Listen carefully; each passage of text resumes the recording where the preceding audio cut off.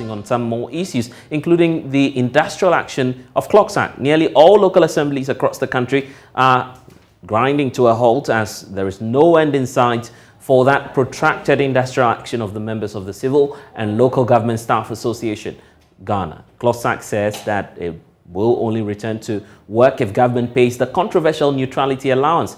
Checks by Joy News indicate and reveal to us that the industrial action is beginning to bite hard as the leadership of the Accra Metropolitan Assembly are expressing worry that virtually almost all the offices have been deserted, making their activities really difficult for them. Take a listen to Alfred Ajay, his presiding member of the AMA.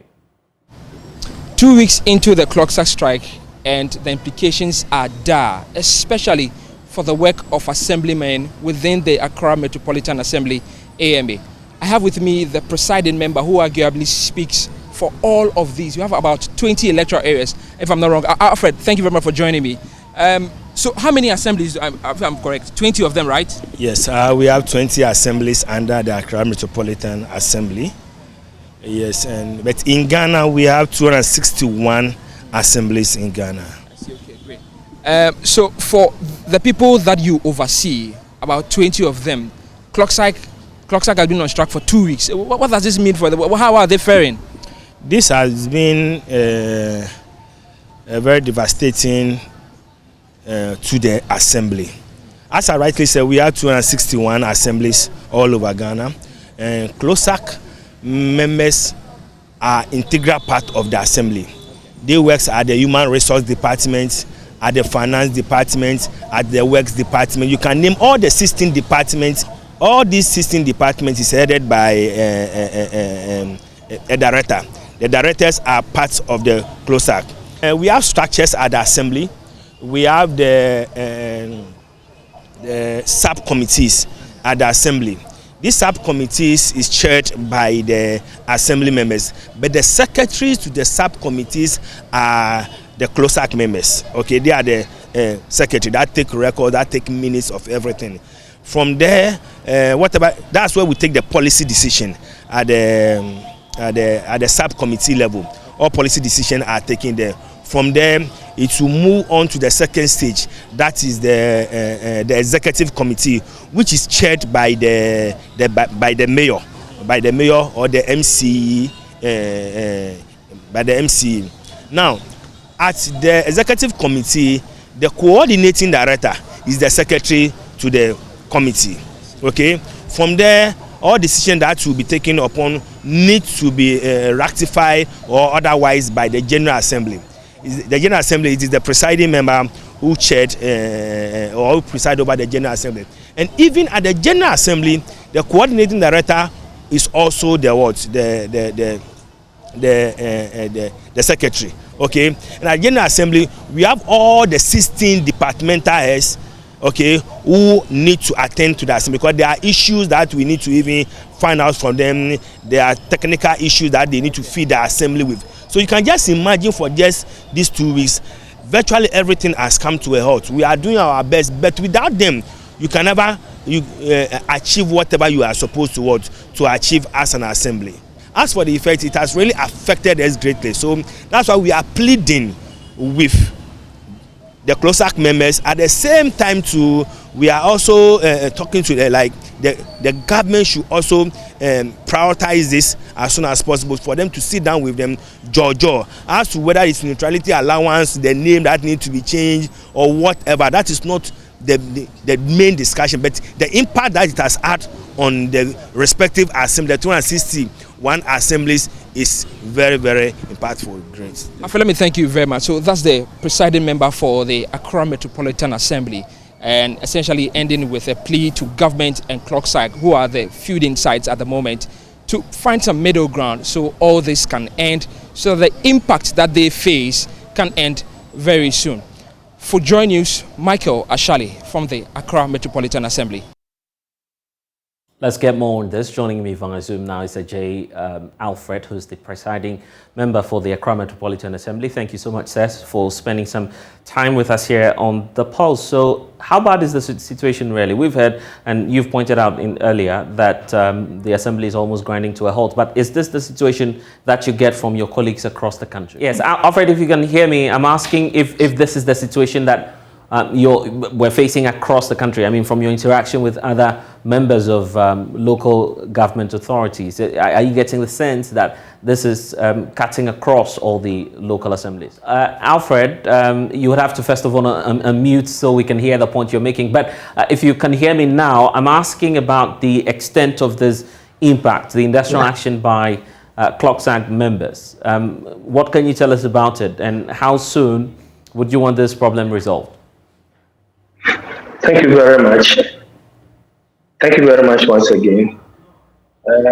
As rightly said, the industrial strike has really affected the entire 261 MMDs in Ghana.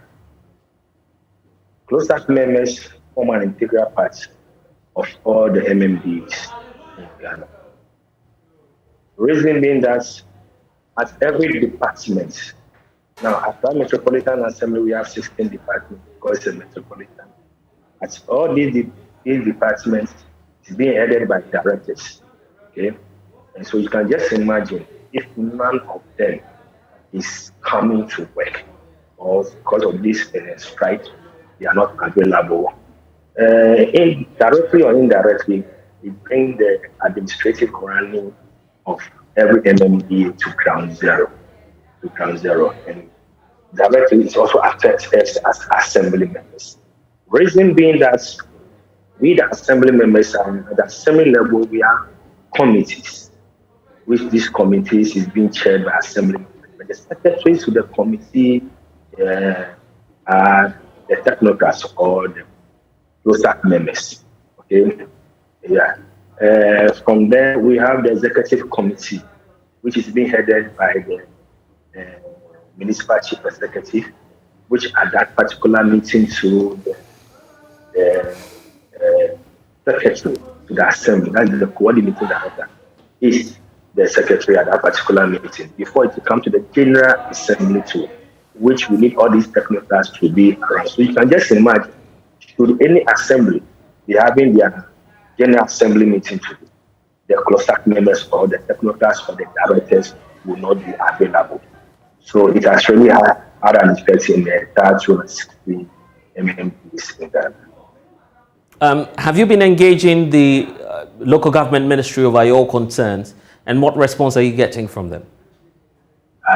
We've not engaged them, but I'm also using this platform because they've raised concern, and we believe that whatever concern that they've raised, as you said, the impact is... Ajay, if you can hear me, you were making a point about... great on us. It has really affected us. Also, we also...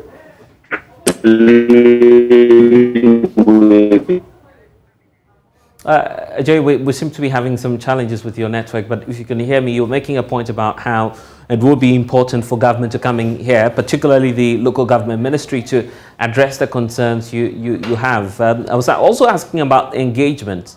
If at least it's not working, your appeals are not working, why not walk to perhaps the offices and engage the ministry on this matter?